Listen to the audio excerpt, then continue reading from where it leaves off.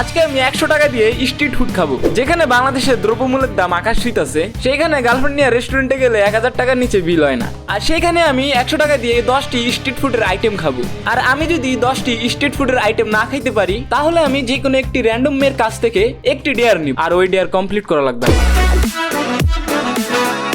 তো এখন আমি ট্রাই করবো সিঙ্গারা, যেটার দাম হলো 10 টাকা করে। তো আমি যে আইটেম একবার খাবো, ওই আইটেম আমি আরেকবার খাইতে পারবো না, মানে একই আইটেম আমি রিপিট করতে পারবো। তো ট্রাই করা যাক সিঙ্গারা, দেখি কেমন লাগে। ভিতরে তো ভালোই জিনিসপত্র আছে।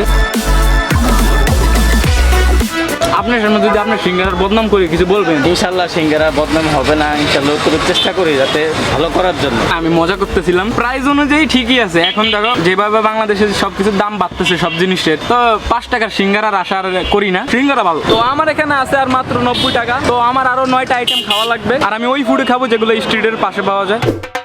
তো এখন আমরা খাবো স্ট্রিট ফুডের পেয়ারা। 10 টাকার বেছেন, আমি বমায় 10 টাকা দিয়ে কিনতে। এই মানুষটাকে দেখতে পাচ্ছ না, এই মানুষটার আমি কাকা কই না ভাই কই, আমি নিজেই জানি না। হালি বালি।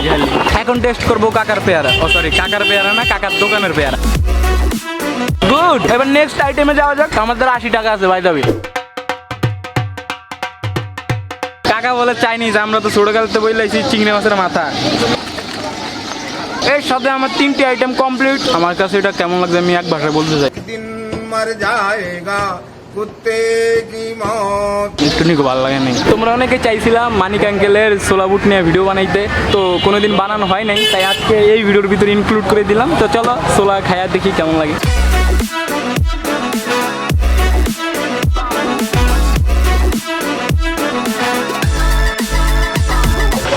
আঙ্কেলের ছোলা বুট সবসময় ভালো হয়, বেস্ট হয়, কারণ এই ছোলা বুটের টেস্টটা পুরো বিরিয়ানির মতো, তাই বেশি মজা লাগে। শরীরপুরের ফেমাস, আমাদের থেকে বেশি ফেমাস। এখন খাবো আমরা জাকির ভাই ঝালমুড়ি। 20 টাকা, বুঝতে পারতেছ? 100 টাকা দিয়ে আসলে টাফ হয়ে যায় 10টা জিনিস খাওয়ার। আগে না 5 টাকার একটা আইটেম পাওয়া যেত, 5 টাকার অনেক আইটেম পাওয়া যেত, কিন্তু এখন 10 টাকা, 20 টাকা, 30 টাকা হয়ে গেছে।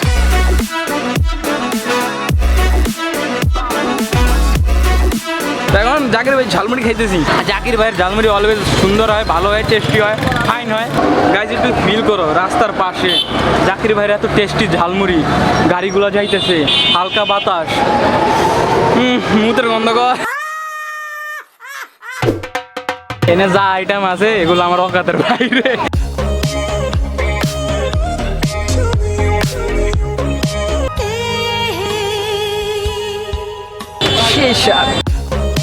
তো এই রোলটা হলো 40 টাকা করে, আর আমি চ্যালেঞ্জ হারিয়ে গেছি। 100 টাকা 6টা আইটেম খাইতে পারছি, 10টা খাইতে পারি নাই। 100 টাকার ভিতরে আমরা যা খাইছি অনেকে তাও খাইতে পারে না 100 টাকার ভিতরে, কারণ প্রাইস অনেক হাই হয়ে থাকে জিনিসপত্র।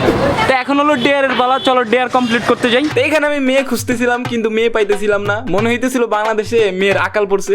অনেকক্ষণ যাবত একটি ডেয়ার নেওয়ার জন্য কাউকেই খুঁজে পাইনি। সন্ধ্যাবেলা কোনো মেয়ে পাবো না, চলো ছেলেদের দিয়ে ডেয়ারটা কমপ্লিট করি। আমি কোনো র্যান্ডম ছেলেদের কাছে যাই ডেয়ার চাই। তো আমরা ডেয়ারের মানুষ পেয়ে গেছি। কি নাম ভাই?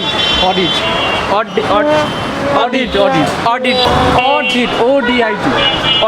হ্যাঁ, অডিট। মেয়েটার নাম অডিট। হ্যাঁ,